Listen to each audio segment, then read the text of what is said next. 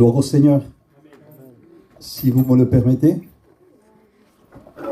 je voudrais vous poser une question qui m'intéresse. Je suis intéressé par une question que j'aimerais vous poser. Est-ce que ça va? Je suis intéressé par cette question. Et je sais peut-être la réponse qu'il y aurait au milieu de vous. J'ai des problèmes. J'ai des situations. J'ai des difficultés. J'aurais envie de te dire ce soir, si Dieu est avec toi, ça va.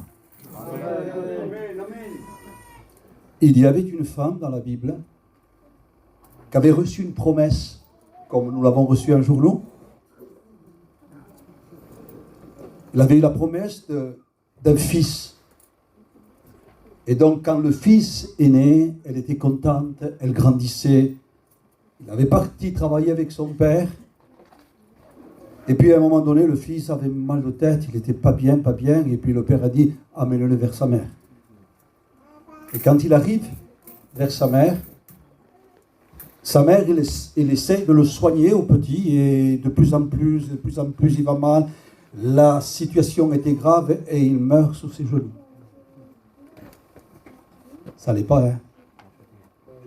Et pourtant, c'était le fils de la promesse. Et pourtant, Dieu était avec elle.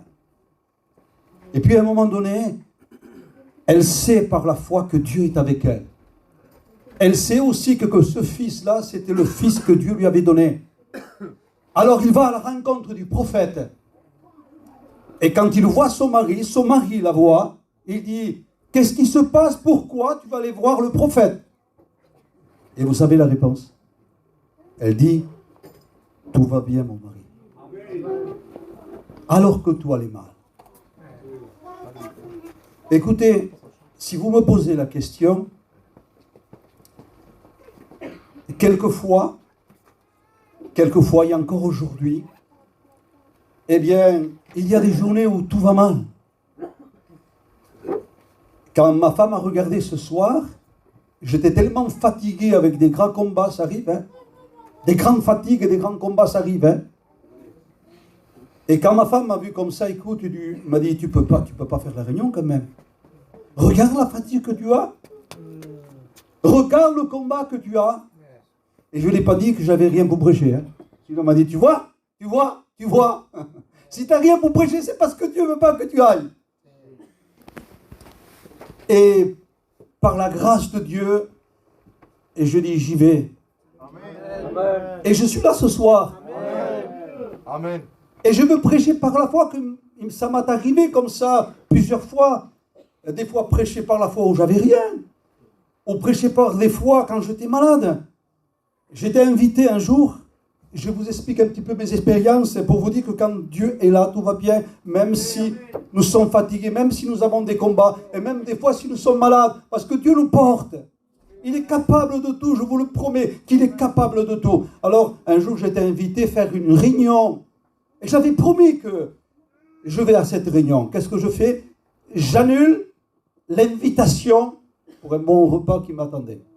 J'ai dit non Seigneur, c'est plus important d'aller prêcher aux âmes perdues que m'asseoir dans une table avec un repas prestigieux. Alors je me suis dit, Seigneur, j'irai. Je promets au pasteur d'aller et j'y vais. Et le jour arrive. Le matin, je me lève, malade, plein de fièvre. Alors je dis, mais c'est des attaques diaboliques ça, c'est pas possible. Ah non, il m'aura pas. Alors les heures défilent, on essaie de se soigner, on essaie de prier, 1 heure, 2 heures, 3 heures, 4 heures, 5 heures, 6 heures du soir, 7 heures du soir, malade de plus en plus, plein de fièvre, malade, pas possible. Il dit, mais c'est pas possible, Seigneur. J'annule l'invitation, je suis là pour aller prêcher aux âmes et je suis malade. À votre avis, qu'est-ce que j'aurais pu lui faire? J'aurais pris le téléphone disant, mon frère, je suis navré, je ne peux pas venir. J'ai essayé d'honorer ton invitation. C'est 7 heures du soir, mais j'en peux plus. J'ai de la fièvre, j'ai 39 ou 40 de fièvre. J'arrive pas. Alors je dis, mais Seigneur, c'est pas possible. Écoutez, vous allez me dire que je me botche. J'y vais. 7h, 7h30, de plus en plus malade. Dans la voiture, de plus en plus malade. C'est pas possible, je dis. Je dis rien, je m'assois. 8h, 8h30. Les cantiques commencent à être chantés, les témoignages vont être prêchés. Je dis, Seigneur, c'est pas possible. Et de plus en plus malade. C'est pas possible, Seigneur. Et puis le diable me dit, je sens que le diable me dit, si tu te lèves, regardez si je me sentais malade. Si tu te lèves, tu vas tomber devant tout le monde. Et je me lève par la foi. Je viens sur l'estrade malade.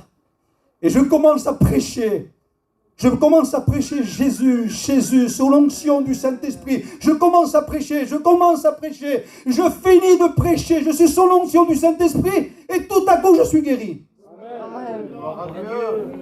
Alléluia. Amen. Ça va. Quand Dieu est là. Amen. Pasteur, j'ai des problèmes, des situations, des tribulations. Mon fils, ma fille, mon foyer. Si Dieu est avec toi, tu es gagnant. Amen. Une fois, écoutez-moi bien, je vous raconte ceci, c'est important. Je ne sais pas pourquoi, mais Dieu connaît tout. Peut-être que tu as besoin de ce mot-là. Je suis invité encore une fois pour faire une réunion dans une petite église d'Espagnols. 30 personnes à peu près, tous des vieux. Des mamies, des papis. Mais moi, je suis intéressé par cette réunion aussi. Parce qu'on est intéressé aussi par des personnes qui sont vieux, qui sont malades, qui ont besoin. Alors je me sens aller de tout mon cœur. Je dis oui, j'irai. Oui, je vais essayer d'être un moyen de bénédiction. Seigneur, accorde-moi ta grâce. Et je priais, et j'étais devant Dieu. Et puis tout à coup, il y a un verset qui arrive là, qui me contrarie. Et je demande à Dieu, que vais-je prêcher à ces Espagnols modestes, pauvres. Il faudrait peut-être que j'apporte quelque chose de bien, non? Quelque chose pour les encourager, quelque chose pour les relever. Puis il y a ce texte qui court dans mon esprit. La vie d'un homme, elle ne dépend pas de ce qu'il possède, même s'il serait en abondance. Il dit, Seigneur, sous tout.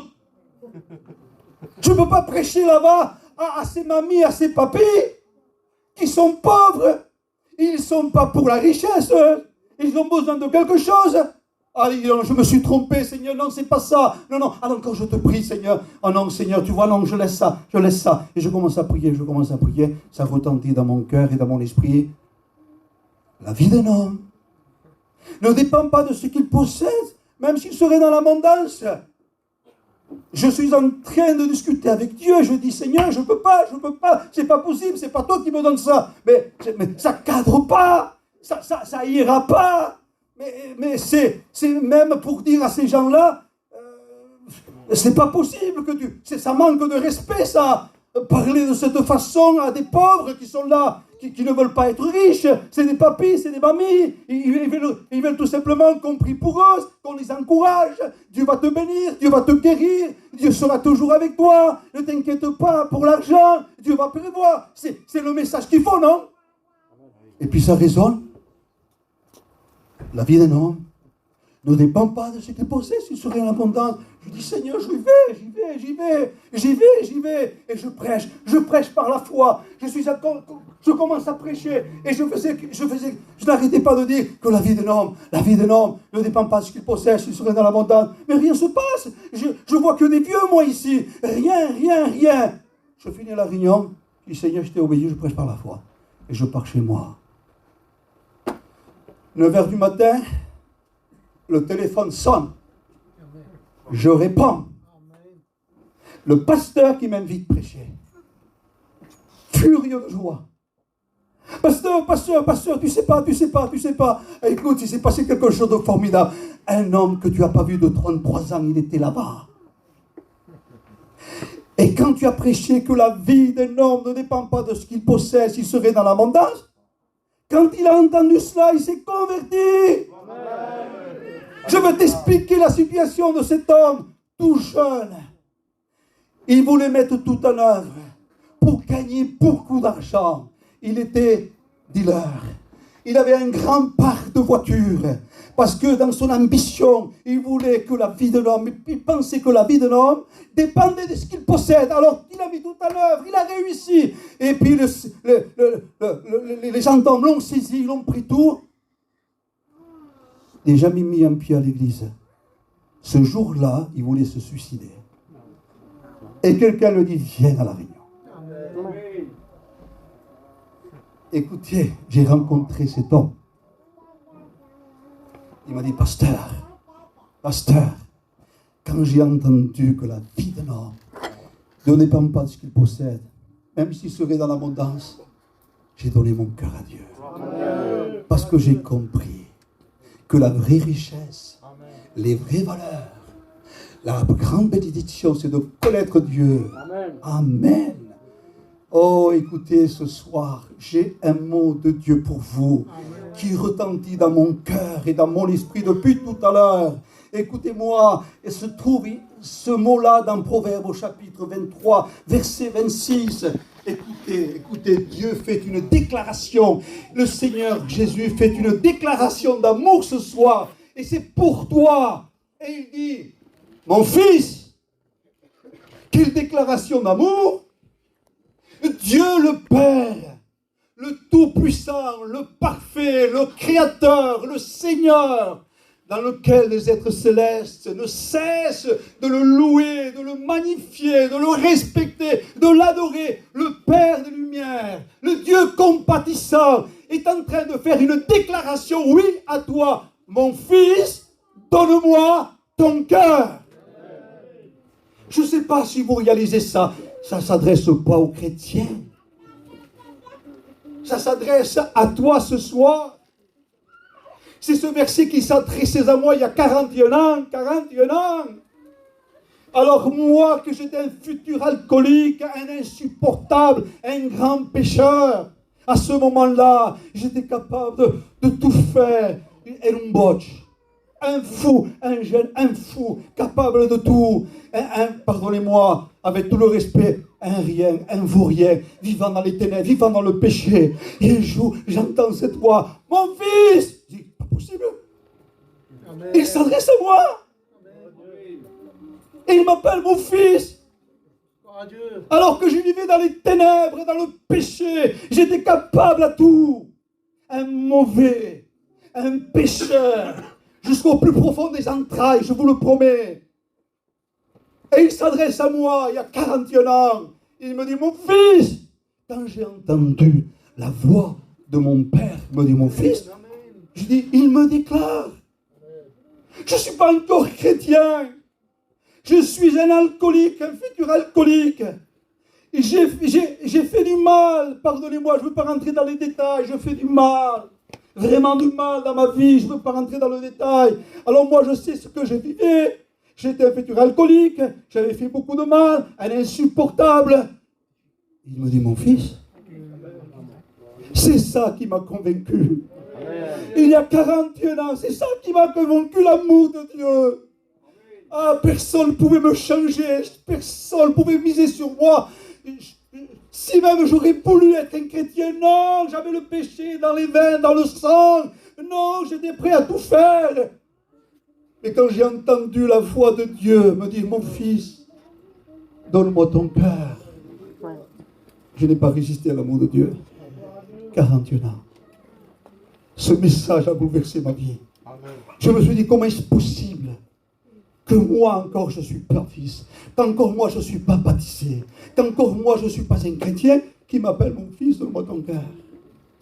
J'aimerais te dire ce soir, j'ai un message prophétique pour toi, j'ai un message d'amour pour toi, toi qui hier t'as fait des choses qui ne sont pas bien, toi qu'encore aujourd'hui tu es en train de te condamner par ton péché, par ton mauvais caractère, par rapport à tout ce que tu es, par rapport à tout ce que tu as fait.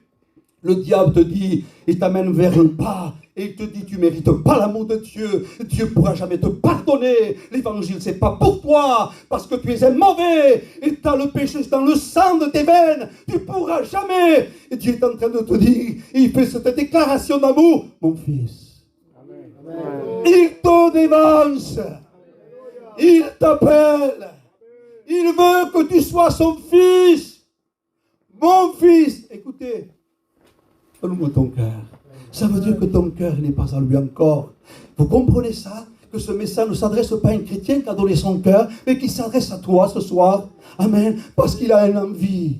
Parce qu'il a qu'un désir, le Seigneur, le créateur de ta vie, amen. Celui qui est maître de souffle de ta vie, celui qui peut couper ta vie et puis finir, celui qui peut te donner encore beaucoup d'années dans ta vie, c'est lui, le créateur, le Seigneur, le sauveur. Il a envie, il n'a qu'une seule envie, le Seigneur te dit, mon fils, mon fils, je te le déclare moi. Moi, je suis Dieu, je le veux, je le déclare, parce que c'est possible. Si tu te donnes mon cœur, si ton cœur, tu me le donnes, moi, je veux faire de toi un fils de Dieu. Amen. Amen. Amen. Quand il m'a dit ça, je n'étais pas baptisé. Je savais que Dieu m'avait pardonné et que j'étais fils de Dieu. Et j'ai été dans une église de sédentaires. 41 ans de ça, je n'étais pas baptisé. Je suis rentré un dimanche matin. Comment est-ce possible? Dieu m'a dit un dimanche matin. En voulant dire, tu vois maintenant, tu peux aller au culte, hein, tu vas au culte, je t'appelle au culte, j'ai un message encore à te dire. Hein. Et j'ai été au culte.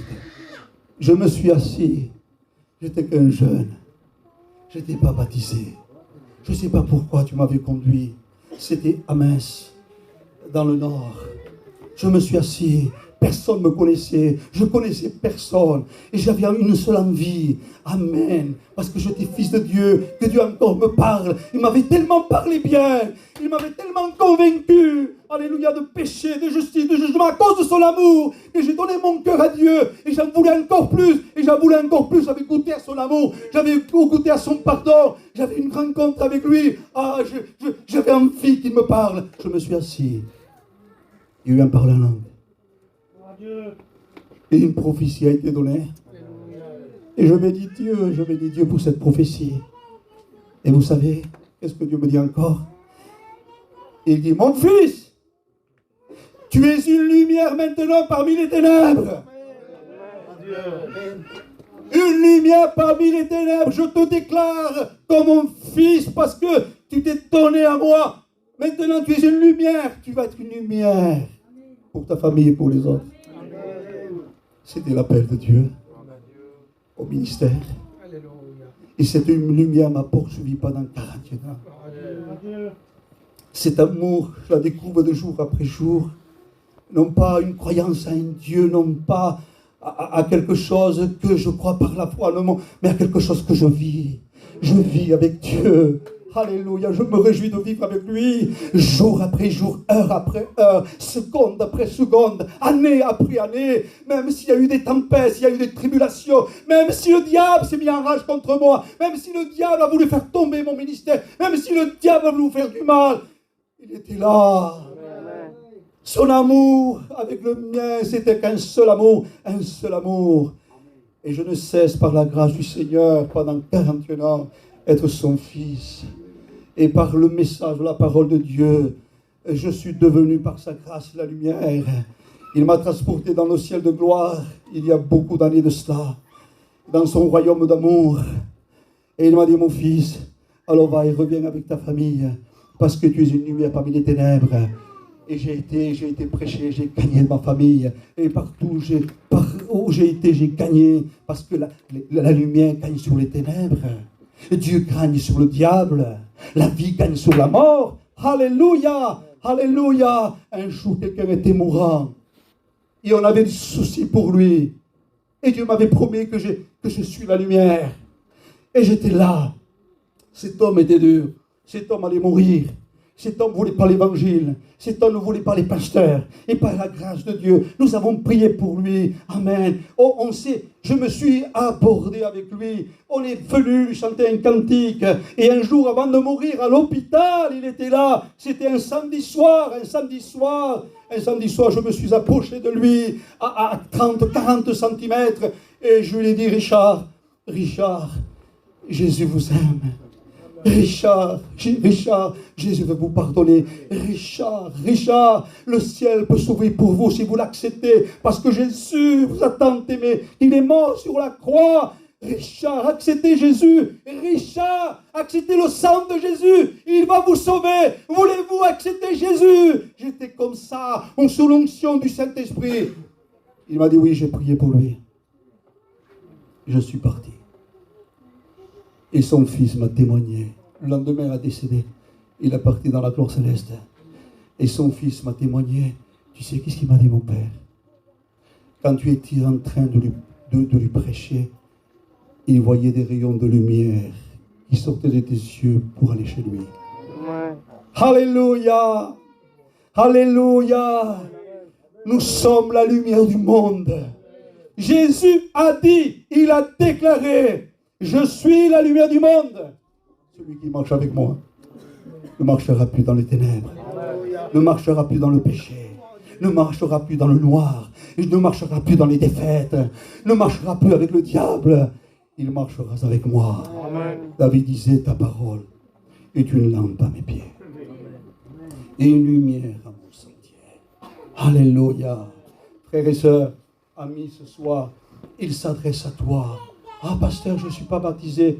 Il te déclare ce soir, mon fils. Amen. Ah, pasteur, je suis pas né de nouveau. Regardez l'amour de Dieu. Il est sûr ce qu'il fait, lui. Hein? Il est vraiment sûr ce qu'il fait. Et quand il dit, mon fils, donne-moi ton cœur, pourtant, je n'ai pas donné mon cœur, je ne suis pas baptisé, je vis dans le péché. Mais quand lui s'affiche, il sait ce qu'il fait, lui. Il se dévance en son amour, il se déclare pour toi ce soir. Et il te dit, mon fils, j'ai une envie, un seul envie, que tu deviennes mon fils. Donne-moi ton cœur. Faudrait-il faire des grandes choses pour devenir enfant de Dieu? Qu'est-ce qu'il faut faire, pasteur? Pour être un fils de Dieu, pour être un sauvé, un béni, pour recevoir la lumière, pour que Dieu soit avec moi, qu'est-ce qu'il faut faire? Dis-moi ce qu'il faut faire, je le ferai, je le ferai. Et vous savez, c'est comme ça, les gitans. Si on ne fait rien, si on ne donne rien, ou on prend tout, hein, ou on veut faire quelque chose, il semblerait qu'on veut faire quelque chose pour avoir quelque chose, sinon on prend tout. C'est comme ça, c'est notre nature, ça. Mais le Seigneur a dit non, avec moi, il faut que tu fasses rien. Simplement, regarde ce que je te dis. Je te le déclare. Je suis amour. Tu es ma créature. Je te dis tout simplement, mon fils, ça ne te touche pas, ça, dira Dieu. Je te le déclare, moi. Mais Seigneur, je ne suis pas baptisé. Seigneur, je ne suis pas encore chrétien. Mon fils. Mon fils. Vous savez, quelquefois on me dit, je ne peux pas me convertir, moi. J'arrive pas à me convertir, moi. Et parce que c'est difficile, moi. Mais quand on entend ça de Dieu, et quand on sait que c'est pour nous, et parce que c'est vrai qu'on veut, eh bien, ça se fait, ça. C'est un miracle, ça. On appelle ça le miracle de la nouvelle naissance. Amen. Amen. Quand Dieu se déclare pour toi ce soir, ça veut dire, je me déclare pour toi parce que je suis mort sur la croix il y a 2000 ans. C'est pour toi que je suis mort il y a 2000 ans. Je suis mort à cause de ton péché, mais pour effacer ton péché. Je me déclare pour toi parce que je ne veux pas que tu sois perdu. Je ne veux pas que tu vayes dans les ténèbres. C'est trop dangereux. C'est trop mauvais pour toi. C'est horrible pour toi. Je ne veux pas. Je veux que tu sois sauvé ce soir. Je veux ce soir que tu sois mon fils. Je te le déclare. Je ne sais pas. Moi, quand j'ai entendu ça, pourtant, il n'y avait pas un pasteur, un super pasteur qui m'a prêché ça. Hein. Il n'y avait pas des chrétiens qui me le disaient non plus. Hein. J'étais avec lui. Et la voix de Dieu se fait entendre. Hein. Tu n'as pas besoin de moi ce soir. On invite des pasteurs et gloire à Dieu. On fait des cantiques et gloire à Dieu pour les cantiques. On fait des témoignages, gloire à Dieu. Mais tu n'as pas besoin de ça. On est des moyens, si vous voulez. Mais des fois, avec tous les moyens qu'on ait, tu ne te convertis pas. Il faut un cœur à cœur avec Dieu. Amen. Il faut que tu sentes ce soir que ce n'est pas Pachai qui te dit ça. Amen. Non, ce n'est pas Pachai qui te dit ça. Pachai devait rester à la maison ce soir. Pachai n'avait pas de message ce soir. J'avais rien, pas de message, fatigué, plein de problèmes. Je vous le promets, non, c'est vrai. Et Dieu m'a dit à moi, le Seigneur m'a dit à moi, tu sais, toi tu es fatigué, toi tu tu es malade, toi, t'as rien, et moi, j'ai tout. Amen. Moi, je ne suis pas fatigué. Moi, je ne suis pas malade, dira Dieu. Moi, j'ai tout, moi. Je suis capable de tout. Alléluia. Il change les temps et les circonstances. Tu es dans un temps d'un chemin de perdition, mais Dieu change les temps et les circonstances pour te soumettre sur un chemin de salut et de victoire. Amen. Il appelle les choses qui n'existent pas comme s'il existait. Normalement, ça existe pour toi, c'est ta destinée pour aller à l'enfer parce que tu es un pécheur et tu n'as pas l'amour de Dieu, parce que tu n'es pas né de nouveau, tu n'es pas gracié, parce que tu vis encore avec ton péché. Normalement, c'est ça ta destination. Mais lui, il se déclare ce soir. Écoute-le, je t'en supplie. Écoute-le. Ne m'écoute pas à moi. Écoute-le à lui. Il se déclare. C'est Dieu qui se déclare. Et tu n'auras pas discute. Il dit, mon fils, pas demain, pas dans 3 minutes, maintenant. Mon fils, ma fille, donne-moi ton cœur. C'est la seule chose qu'il veut. Ton cœur. À partir de ton cœur, le miracle se fait. Il y a une histoire dans la Bible. J'aimerais poursuivre un petit peu plus encore ce message. Il y a une histoire dans la Bible. Un homme paralytique. Et vous savez, nous, que nous soyons gitans ou peu importe, on croit toujours que le plus grand besoin, c'est qu'ils passent ils sont malades, c'est pour dire, ils sont malades, d'accord. C'est important la santé. Parce que la plus grande richesse, c'est Dieu la santé. Hein? Qui me passe c'est important compris. Seigneur, nous lisons un petit travail, à la mairie même s'il faut. Un petit travail, ce petit, non hein? D'accord, on est d'accord. Mais on croit que le besoin, c'est ça, non? On est bien, on a une bonne santé, on a un travail, on a tout ce qu'il faut. Ah, qu'est-ce que je suis béni. D'accord. Et la plus grande bénédiction, c'est pas ça. La plus grande bénédiction, qu'elle dure toute l'éternité et toute la vie, des péchés pardonnés. Amen. David sur un trône. Dans le psaume 32, David sur un trône, il est roi. Il a la victoire sur Goliath et les Philistins, il est roi, il est beau, il est tout. Chanteur et tout. Il n'y avait pas meilleur que lui. Et qu'est-ce qu'il déclare, David? Il aurait pu dire, heureux parce que je suis heureux, parce que je suis roi, heureux. Parce que je suis victorieux et Dieu avec moi. Vous savez qu'est-ce qu'il dit? Heureux. À qui? Non pas à moi simplement. À qui les péchés sont pardonnés. Amen. Et même si je suis sur le trône, moi roi, et qu'il y a un pauvre clochard sur l'épreuve, il est heureux si ses péchés sont pardonnés. Amen. Parce que la vie, peut-être que le message ce soir n'était pas pour cette église, la pauvre là. Mais en tout cas, il y avait quelqu'un qui a pris ce message. La vie d'un homme, elle ne dépend pas de ce qu'il possède, même s'il serait dans l'abondance. Peut-être je me retrouve ce soir. Peut-être ce soir, ce texte vient à toi. C'est peut-être ça qui t'empêche d'écouter la voix de Dieu qui te dit, mon fils, stop, stop. Tu es en train de chercher l'amour de l'argent. Tu es en train de chercher l'amour du monde. Ton cœur est pris par ça. Et il te dit, la vie de l'homme ne dépend pas de ce qu'il possède, même s'il serait dans l'abondance. Il semblerait que le Seigneur va t'arrêter ce soir. Écoute-moi, hein. Je te promets que tu n'es pas venu pour rien. Hein. Je te promets que cette réunion ne se fait pas au nom des hommes. C'est au nom de Jésus-Christ qui est présent par le Saint-Esprit. Nous prêchons la parole de Dieu. Et nous sommes conduits par le Saint-Esprit. Attention, ne prenez pas, ne braquez pas une réunion comme ça. Ne dites pas dans une réunion, parce que des fois on fait un juge d'une réunion. T'as vu qu'est-ce qu'il a bien prêché? T'as vu qu'est-ce qu'il a bien chanté? Oh, qu'il prêche mal l'accueil et que cante mal l'accueil. On est toujours en train d'essayer de favoriser une réunion ou pas. Non, c'est pas question de favoriser une réunion ou pas ce soir. C'est une réunion pour toi ce soir. Tu es en face à face avec Dieu. Dieu est en train de te parler ce soir. Tu n'entends pas la voix de Dieu. Je suis ému de compassion et d'esprit ce soir. J'entends que c'est la voix de Dieu qui te dit ce soir. Amen. Regarde, normalement il faudrait que tu sois à genoux. Normalement il faudrait que tu cries. Et normalement il faut que tu dises, ah Seigneur, Jésus se révèle à moi. Il m'appelle son fils. Allez, je réponds. Il faudrait que ce soit comme ça ce soir. Amen. Regardez si on est dur. Regardez si nous sommes réservés. Nous avons encore gardé le petit gitan. Le gitan, on fait pourquoi pas. Et les herbades, maman n'dit pas à ma canne, il passe au chaud. C'est pas si pour faire le chaud. On est resté encore gitan. Non. Laissons un peu le gitan de côté. Nous avons Dieu avec nous ce soir. Il est en train de te parler ce soir. Mais de quelle façon il est en train de te parler? Ne consulte pas ton gitan, ni tes pensées. Par la foi en Christ, ressens que peut-être c'est ta dernière réunion. C'est possible ça. C'est possible ça. J'aurais à dire sur ça, vous savez. Un jour, quelqu'un, il donne des tracts aux inconvertis en disant, Monsieur Jésus vous aime, tenez, prenez ce tract-là, Dieu vous aime. Allez, prenez ça. Et là, il voit un clochard. Il veut donner, mais il prie par quelqu'un d'autre. Et il donne le tract.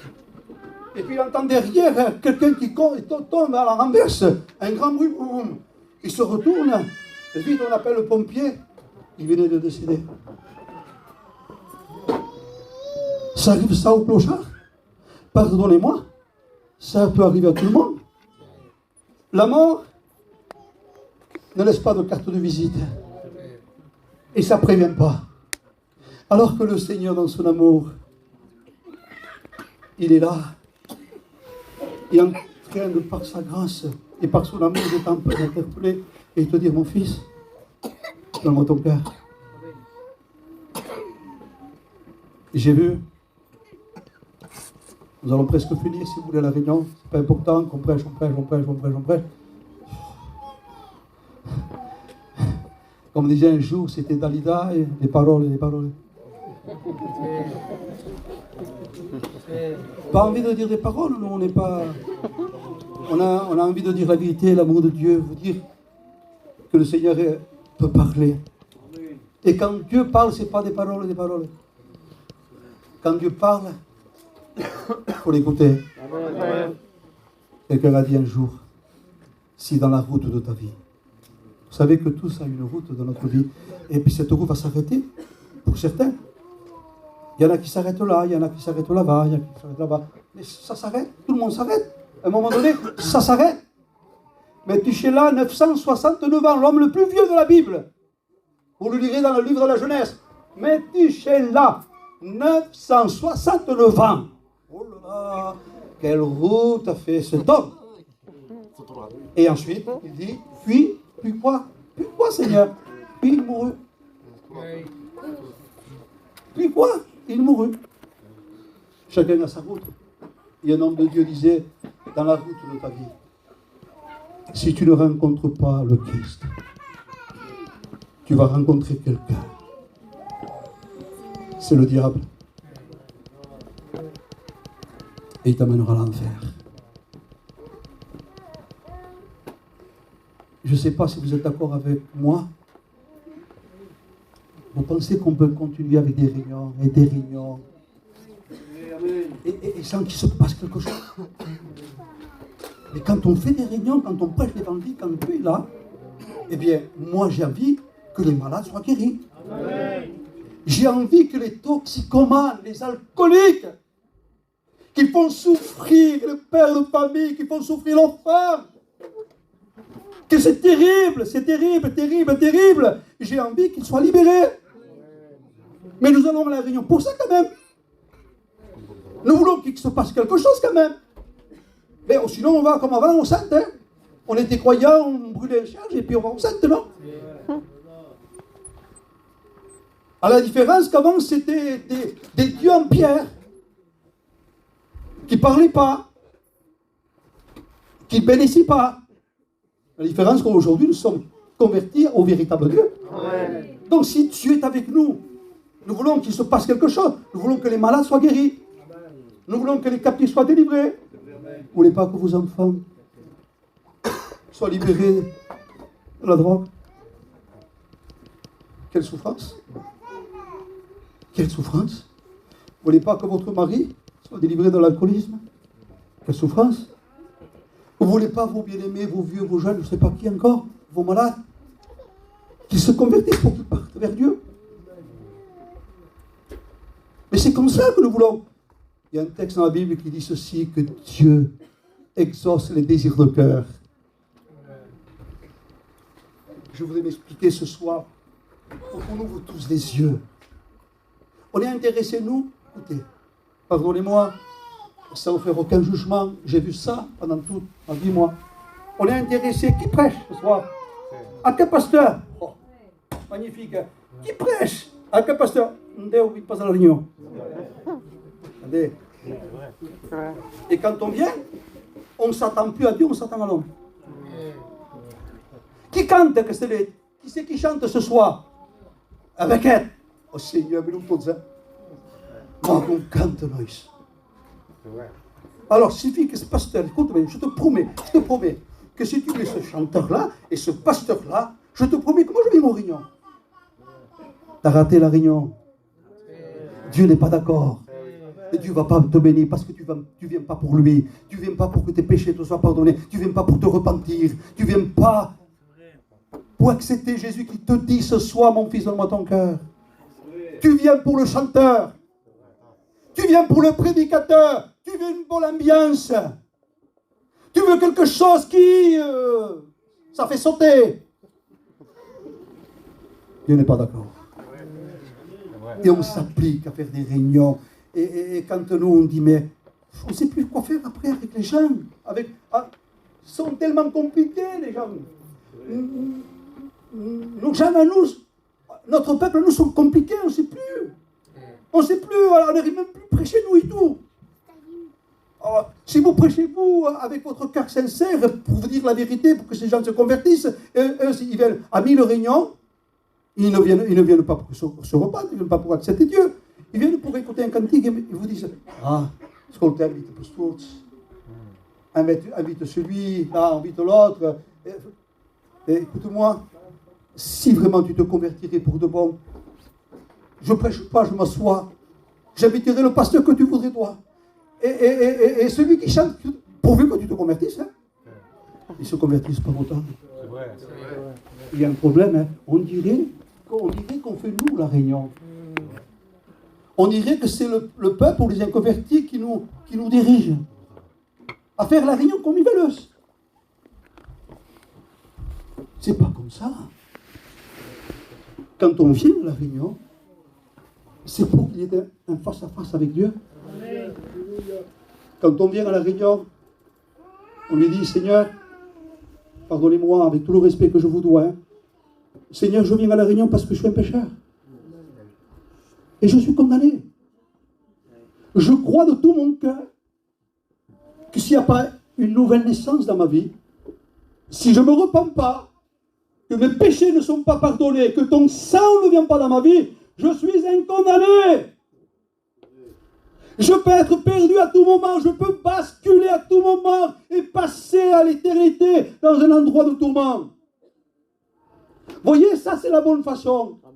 Et j'ai remarqué, moi, que les gens comme ça, ils n'ont pas besoin de spectacles, ils n'ont pas besoin des grands chanteurs, ils n'ont pas besoin des grands prédicateurs. Moi-même, je me suis converti comme ça avec Dieu. Juanito, c'est mon grand copain, c'est un homme de Dieu exceptionnel, Juanito, c'est un grand copain de cœur. Il s'est converti avec un homme qui bégayait. Il était aussi haut que l'arche. Il disait lui, il y avait de la fumée de partout. Et j'étais là, moi, cet homme qui bégayait. J'avais une envie de connaître Dieu, de rencontrer Dieu. Tout ce que cet homme disait, par exemple, cet homme le disait, repens-toi. Oui, Seigneur, Jésus a donné sa vie pour toi sur la croix. Le sang de Jésus veut te sauver si tu te repens. Accepte Jésus. Et il a accepté. Amen. Amen. Amen. Manquez pas vos réunions. Le temps de grâce va finir.